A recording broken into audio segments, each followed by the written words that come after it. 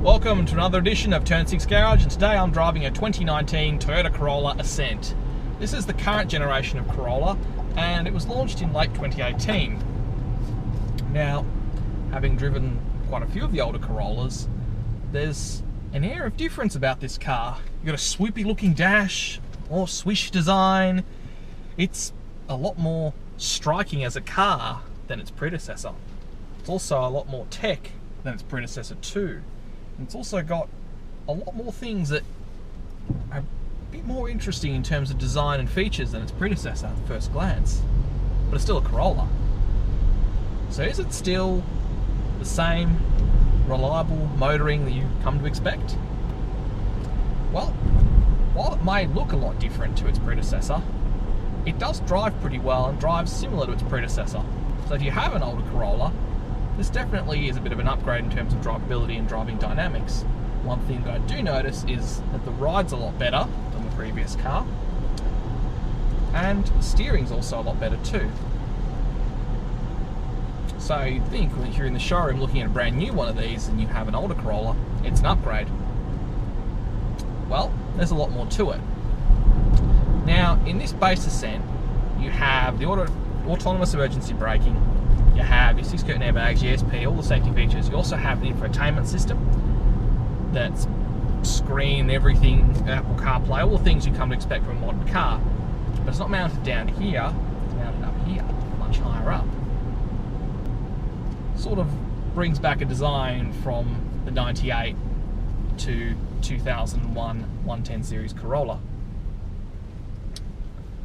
But Toyota have made everything easily laid out, clear, easy instrumentation, everything's easy to use. It's a very user-friendly car. When you sit in this thing, you actually feel like this actually is quite a nice place to be. It doesn't feel like a celebration of man-made fibres all to the lowest bidder like some of the other ones used to feel.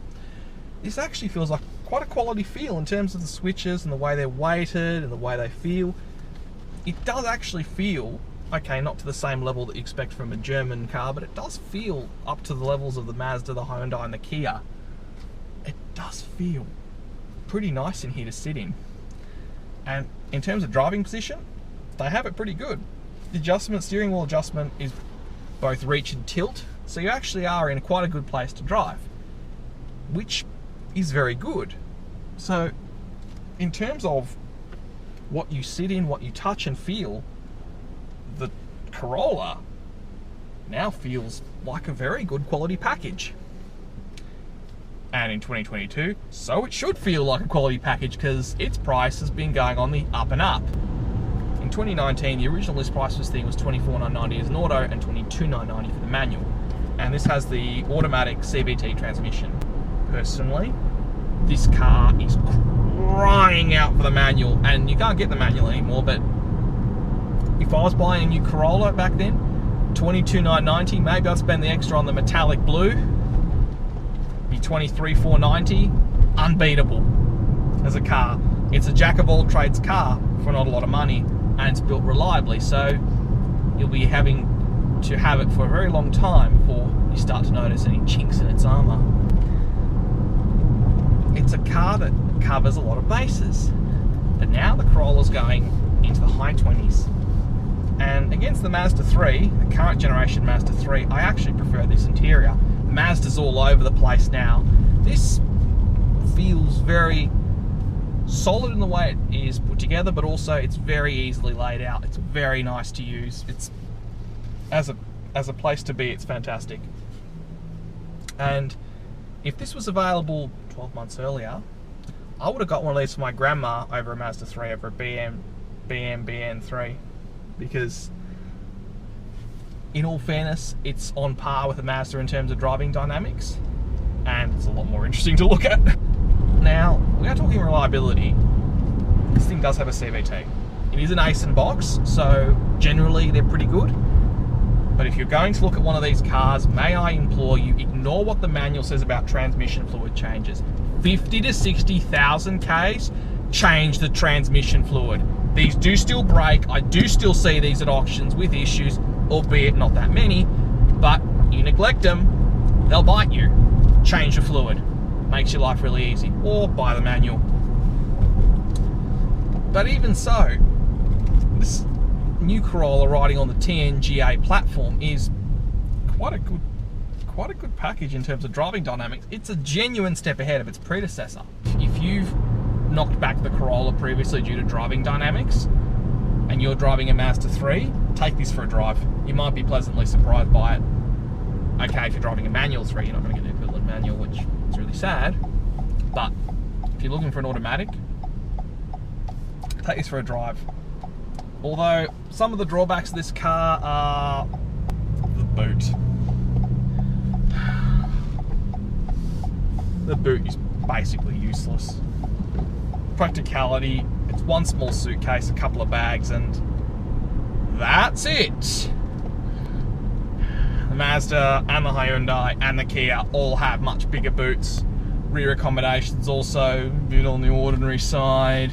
Its NVH is good, but still a little boomy at times at higher revs. So 3 to 5, it's a bit boomy. Low revs, pootling around, it's okay. But for the money you're paying, I'm struggling to find a lot of downsides to this car. Granted, if this was a manual, it would really tempt me out of some of the other alternatives. But given that this car isn't available with a manual box, and CVTs aren't my cup of tea, to some people they are, to me they're not my thing, even though this is a pretty decent CVT. It would still probably be the torque converter automatic in the Mazda that would tempt me, but I'd really give this a thought. Or the Hyundai or the Kia, I'd give this a time of day, but I really lament the loss of the manual option, because a car that looks this good really deserves a manual box. Although this gives me something interesting. If this is how the normal Corolla feels, how would the GR Corolla feel? Like, in the normal Corolla, this is a good car. This is not average personified. This actually is a decent car to drive. What's the GR Corolla going to be like? Definitely be, having driven this, it does spark interest in the Corolla range. Again, the car that used to be bland and boring is actually somewhat interesting now. But while the new one's going for a lot of money, these second-hand cars haven't lost a lot of any money. If anything, this car second-hand with 1,000 Ks, you're looking at about $23,990. Not far from what it was worth new.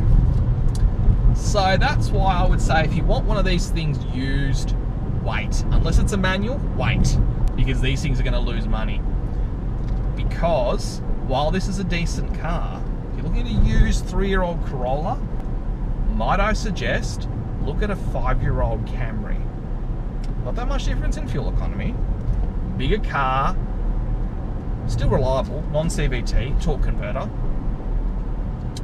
There's more 2017 Australian-built Camrys than they are 2019 Corollas that would be on the market currently. These are being held onto because they're good cars. So the only reason these get sold is because someone wants a bigger car, they've either crashed it, or it's a fleet getting rid of something else, or they've upgraded. So, again, these cars aren't quite hitting the market that much. They still have a bit to lose on their depreciation curve. Eventually the supply will run, shortages will sort themselves out. These will have a reasonable depreciation curve once more cars come in. So if you're buying one now, really be careful how much you're spending, because you might actually lose more than you bargain. Yes, the resale's good, but the prices currently for Corollas are inflated, as they are for all the small cars of this vintage. All the small, medium cars that are 6 years and under, their values are inflated. Even the cars that are up to 10 years old still inflated.